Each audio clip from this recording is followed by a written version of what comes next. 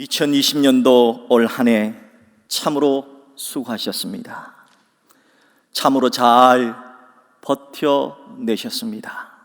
그 어떤 때보다 힘들고 어려운 한 해였지만 이 어렵고 힘든 한 해 동안 수고해 주셔서, 정말 헌신해 주셔서, 그리고 이렇게 또 아름다운 은퇴까지 할 수 있는 은혜를 베풀어 주셔서, 그리고 한 해 동안 수고해 주신 모든 여러분 때문에 그래도 우리 대형교회가 있음에 하나님께 감사하고 여러분에게도 깊은 감사의 말씀을 전합니다. 저는 오늘 한 해를 마무리하는 시점에서 빌립보 3장의 말씀을 통해서 현재 나의 수준이 어디에까지 이르렀든지 상관없이 하나님이 위해서 부르시는 그 순간까지 그리스도인으로서 내가 어떤 인생 철학을 가지고 살아가야 하는지, 어떤 인생 철학을 가지고 달려가야 하는지 하는 것을 살펴보면서 우리 각자가 다시 한번 자신의 인생을 점검해보는 시간을 가지고자 합니다. 과연 그리스도인은 어떤 인생을 가지고 달려가야 할까요? 어떤 인생을 가지고 살아야 할까요? 저는 세 가지를 말씀드리고자 합니다. 첫째, 그리스도인은 예수께 잡힌바된 자라고 하는 인생 철학이 반드시 꼭 필요합니다. 그리스도인이 누군가 하는 정체성을 사도 바울은 오늘 빌립보서 3장 12절 하반절에서 아주 잘 표현해 주고 있습니다. 그리스도인은 누구일까요? 오직 내가 그리스도 예수께 잡힌 바 된 그것을 잡으려고 달려가는 사람, 이 사람이 바로 그리스도인이다 하는 겁니다. 우리가 흔히 하는 말 가운데 무슨 쟁이, 무슨 쟁이라는 말을 씁니다. 겁 많은 사람을 겁쟁이라 그러지요. 유독 고집센 사람을 고집쟁이라 그러지요. 멋부리기를 좋아하는 사람을 멋쟁이라고 그러지요. 그러면 세상 사람들은 예수 믿는 사람들을 무슨 쟁이라고 부릅니까? 예수쟁이라고 불러요. 왜 그렇게 불렀을까요? 예수쟁이들은, 예수 믿는 사람, 그리스도인들은 예수님에 관한 일이라면 열심을 내기 때문입니다. 예수님의 말씀이라면 그렇게 살아보려고 애쓰기 때문입니다. 출애굽기 21장에는 뚫린 귀를 가진 종에 대한 이야기가 나옵니다. 대부분 사람들이 귀를 뚫는 이유는 이 귀에다가 예쁜 귀걸이, 반짝이는 귀걸이 하려고 귀를 뚫습니다. 하지만 귀를 뚫린 귀의 성경적인 유래는 그렇지 않아요.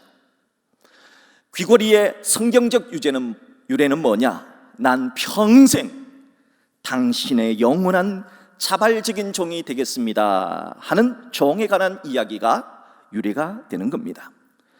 과거에 각 나라마다 평생 주인을 섬겨야 하는 종이라고 하는 제도가 있었지요. 그러나 하나님을 섬기는 이스라엘이라는 나라에는 다른 나라와는 전혀 다른 종의 개념을 가지고 있습니다. 그 어떤 나라에서도 스스로 종이 되고자 하는 사람은 없습니다. 그런데 이스라엘은 있다는 거예요. 스스로 자발적으로 종이 되는 경우가 있었다는 겁니다. 이스라엘은 안식년법이라고 하는 것이 있습니다. 6년 동안 종으로 쫙 섬기다가 7년이 되면 안식년이 되는데 모든 종은 7년째 다 풀어져서 자유를 맛보게 했던 겁니다.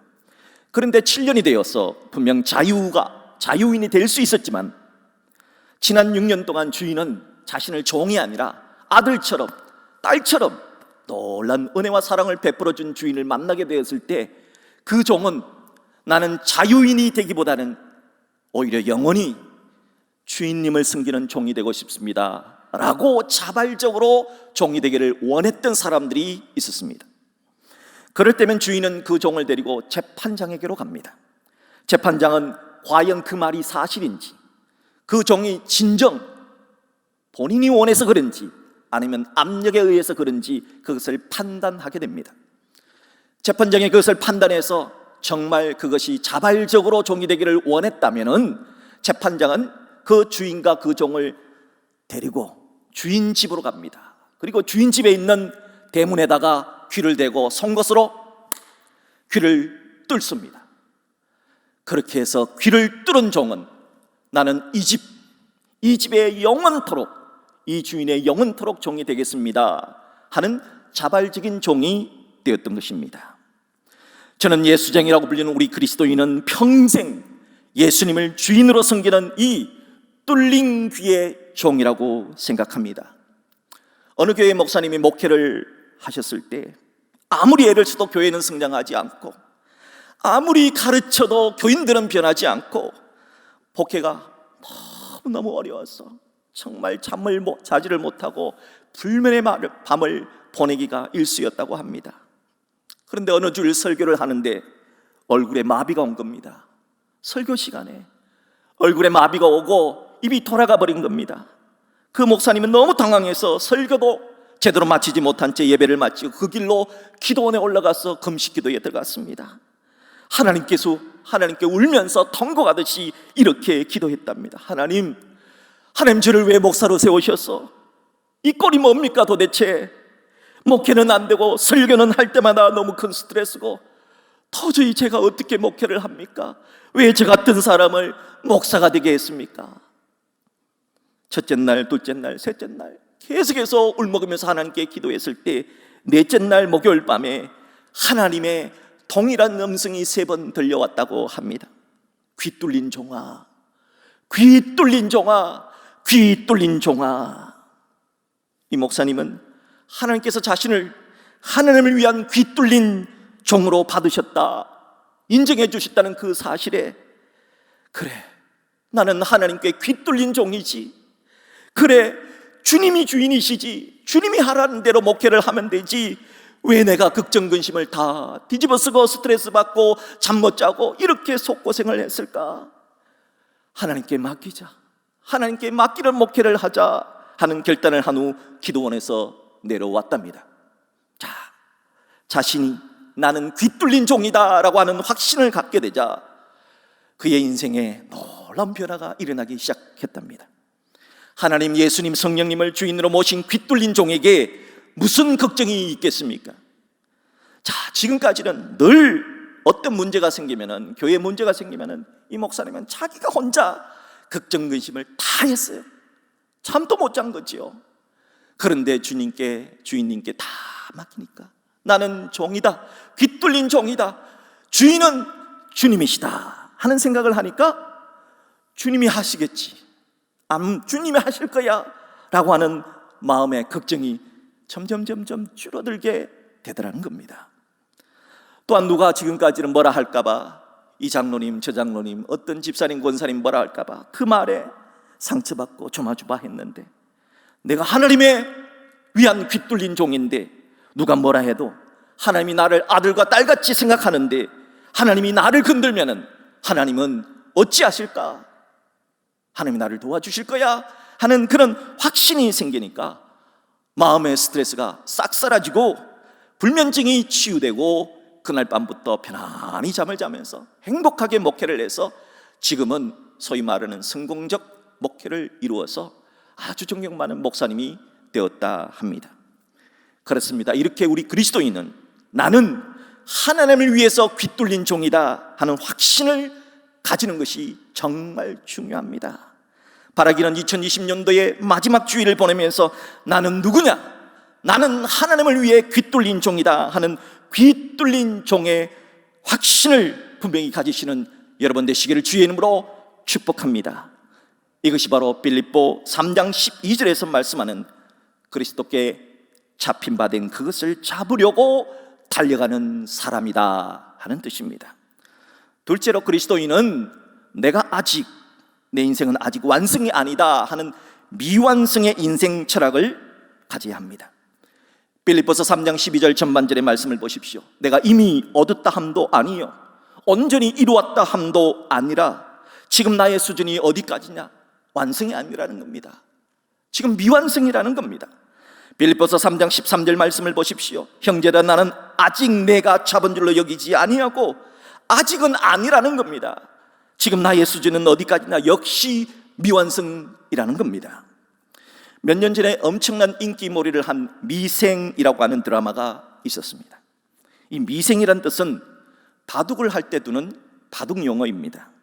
바둑판에서 바둑알들이 살지도 못하고 막 죽어가려고 하는 그 상태를 미생이라 합니다. 바둑판에서 미생과는 완전히 반대되는 개념이 있는데 그것은 완생입니다. 완생. 완생은 바둑판에서 흙이라면 흙이 집을 많이 만든 것을 완생이라고 합니다. 미생이라고 하는 이 드라마는 회사 생활을 마치 바둑판으로 비유를 하면서 드라마가 시작이 됩니다. 11살에 프로 기사가 되겠다라고 생각했던 주인공 장그래라고 하는 주인공이 있었습니다.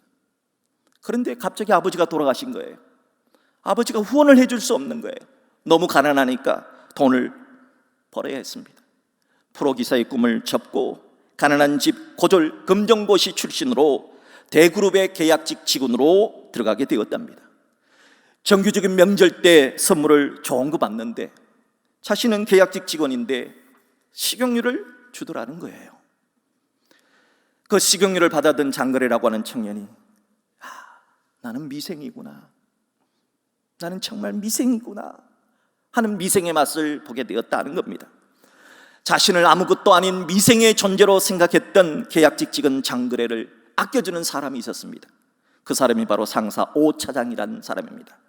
이 드라마에서 아주 유명한 대사가 있어요. 바로 오 차장이 미생이라고 생각했던 그 장그래에게 해준 대답입니다. 장그래, 버티는 게 이기는 거다. 버티는 게 완생으로 나아가는 길이야. 버티라는 겁니다. 그렇게 버티고 생존하고 살다 보면 완생으로 나가는 길이 열린다는 겁니다. 그리스도인들에게는 위에서 부르시는 부름을 받을 때까지 자기 십자가를 지고 버텨내며 살아가야 되는 완생이라고 하는 목표가 모두에게 있습니다. 그러나 우리는 늘 말하지요. 마음은 오늘에대 육신이 약하도다 말합니다. 그래요, 우리 미생이라 칩시다. 하지만 그런 미생 같은 우리들을 위해서, 우리를 완생으로 달려가는 인생 만들기 위해서 성부 하나님이 어떤 대가를 치르셨는가를 생각을 해 보십시오. 성자 예수님이 우리를 구원하시려고, 우리를 완생으로 만들어 새로운 존재가 되게 하시려고 예수님이 어떻게 돌아가셨는가를 한번 생각해 보십시오. 우리가 그렇게 구원받은 자들입니다. 그러니까 자기 몫인 십자가 버리고 도망하지 말고 버티고 견뎌내라는 겁니다. 빌립보서 3장 16절의 말씀을 다 같이 합독합시다. 오직 우리가 어디까지 이르렀든지 그대로 행할 것이라. 사람마다 속도가 달라요. 어떤 성도는 믿음의 속도가 빠릅니다. 영적 성장의 속도도 빠릅니다. 하지만 어떤 성도는 믿음의 속도가 참 느린 성도들이 있어요. 영적 성장의 속도가 참으로 느린 분이 있습니다. 그래서 나중된 자가 먼저 되기도 하고 먼저 된 자가 나중되기도 합니다. 하지만 우리의 수준이 어디까지든지 상관없이, 오늘 빌립보 3장 16절은 우리가 어디까지 이르렀든지 상관없이 버티고 완생을 향한 목표를 정확하게 바라보고 달려라, 살아라, 견뎌내라 하십니다. 그러다 보면 언젠가 우리도 완생의 단계에 이를 수가 있다는 겁니다. 그런 의미에서 우리 그리스도인의 인생 철학은 완성을 향해 달려가는 미완성의 인생 철학을 가져야 하는 것입니다. 사랑하는 여러분, 그리고 은퇴를 하시는 오늘 두 분 장로님, 우리 모두는 지금 완성이 아닙니다. 오늘 은퇴를 하더라도 저 위에서 주님 부르실 때까지 우리 인생 끝나지 않았습니다. 그러므로 나는 은퇴 이후에도, 그러므로 나는 2020년 끝내고 2021년 다가오더라도 주님이 저 위에서 부를 때까지 달려가는 미완성의 인생 철학을 가진 사람으로 달려가시기를 주의 이름으로 축복합니다. 셋째로, 그리스도인은 언제나 이것이 최선인가, 진짜 내가 최선을 다했는가를 스스로에게 물어보는 인생 철학을 가져야 합니다. 그리스도인은 추구하는 나라가 분명합니다. 하나님의 나라입니다. 그리스도인은 추구하는 뜻이 분명합니다. 하나님의 뜻입니다. 그리스도인은 언제까지 그렇게 살아야 하는가 분명합니다. 위에서 부르시는 그날까지입니다. 그 모든 것이 성경에 기록되어져 있기 때문입니다. 우리는 오늘 빌립보 3장에서 그리스도인의 인생 철학은 예수님께 잡힌 바 된 자라고 하는 정체성이 반드시 필요하고, 아직 내 인생은 완성이 아니다 하는 미완성의 인생 철학이 꼭 필요하다는 것을 살펴봤습니다. 그렇다면 목표도 분명하고 비전도 분명하고 인생 철학도 분명하다면 우리가 어떻게 살아야 할까요? 오늘 말씀에는 유독 빌립보 3장에는 달린다 하는 말씀이 많이 나와요. 12절 말씀을 보십시오. 오직 내가 그리스도 예수께 잡힌 바 된 그것을 잡으려고 달려간다 그래요. 달려간다. 14절에도 보십시오. 푯대를 향하여 그리스도 예수 안에서 하나님이 위에서 부르신 부름의 상을 위하여 달려간다 그래요. 달려간다. 그렇습니다. 그리스도인은 달리는 사람입니다. 성경에 기록된 푯대를 향하여, 목적을 향하여 주님이 부르시는 그날까지 달려가는 자들입니다. 그렇다면 이왕 달리는 거 어떻게 달려야 되겠습니까?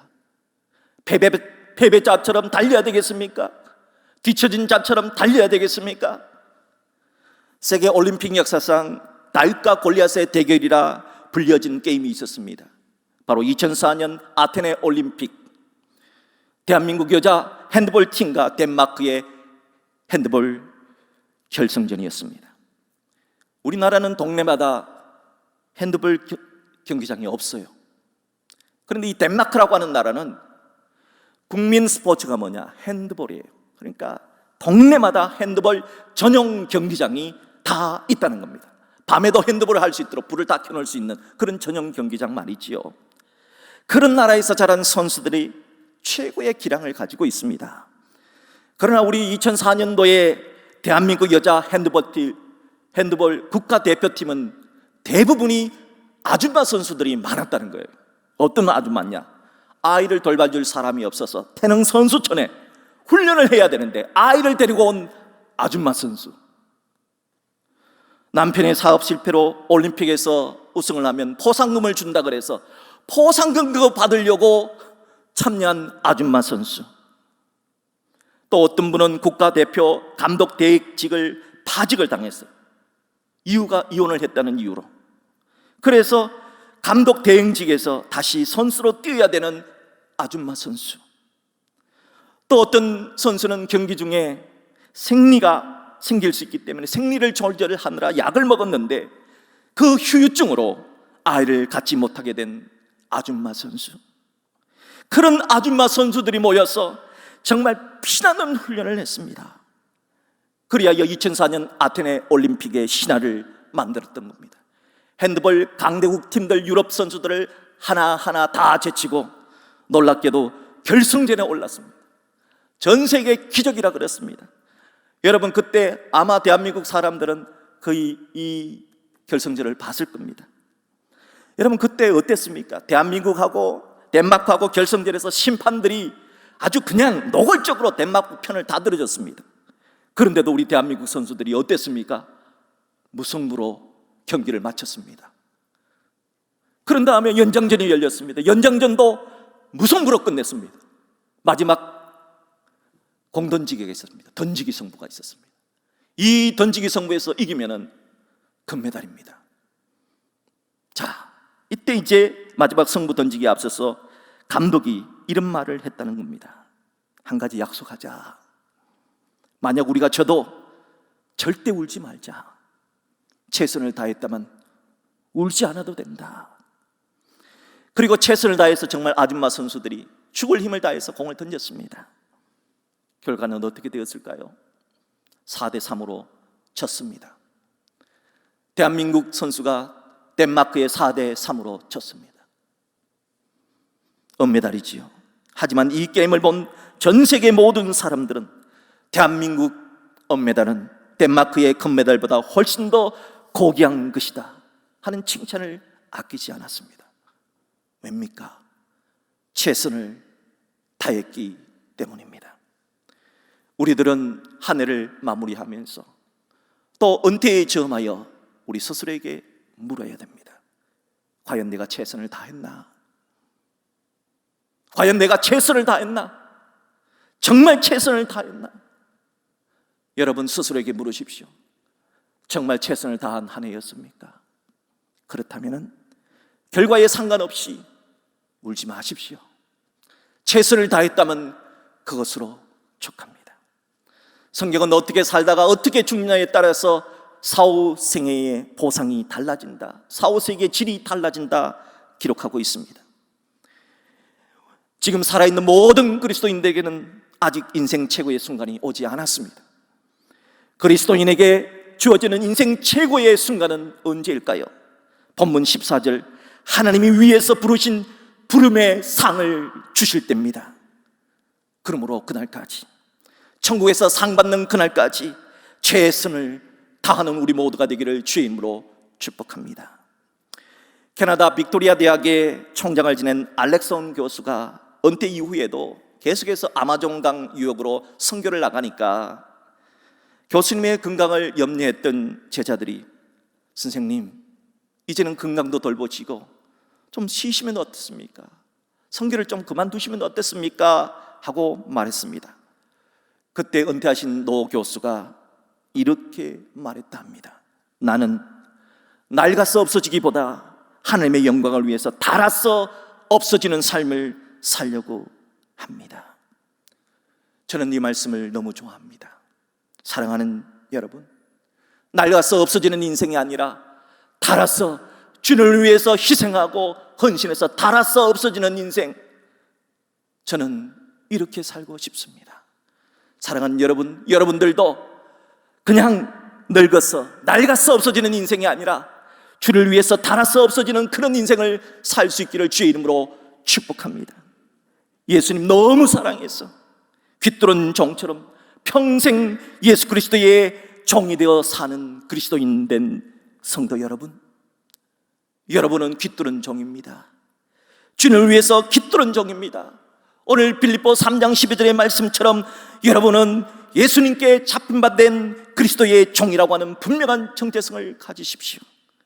그리고 아직 내 인생 최고의 날은 오지 않았다는 그런 인생 철학을 가지십시오.